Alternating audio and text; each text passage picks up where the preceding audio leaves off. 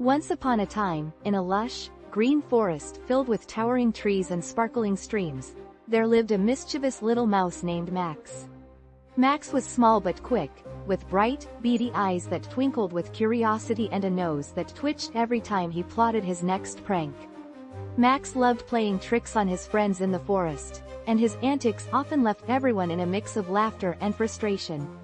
One sunny day, as Max scurried about looking for his next target, he spotted Peter, the proud peacock, who was preening himself by the stream. Peter had the most magnificent tail feathers in all the forest. Brilliant blues, radiant greens, and shimmering golds adorned his plumage, which he displayed at every opportunity. As Max watched Peter strut and admire his own reflection, a cheeky idea popped into his head. "This is going to be fun," Max thought with a sly grin. He darted behind a bush and waited for the perfect moment. Peter was blissfully unaware of Max's presence as he spread his feathers wide, basking in the adoration of his own beauty. Just then, Max seized his chance. He ran up to Peter and whispered in his ear, "Your feathers are beautiful, but did you know that there's an even more stunning peacock deeper in the forest?" Peter's eyes widened, and his chest puffed up even more. "Nonsense," he scoffed. "No peacock can be more magnificent than I am." Wanting to prove his superiority, Peter immediately set off to find this so-called more stunning peacock. Max giggled and followed quietly, eager to see how his prank would unfold. As Peter ventured deeper and deeper into the forest, he began to lose his way. He looked around, expecting to find another peacock, but there was none in sight. Instead, he found himself surrounded by trees and bushes that all looked the same. Realization dawned on Peter. He had been tricked. Angrily, he called out, "Max! Show yourself, you mischievous rodent!" Max emerged from behind a tree, trying to stifle his laughter.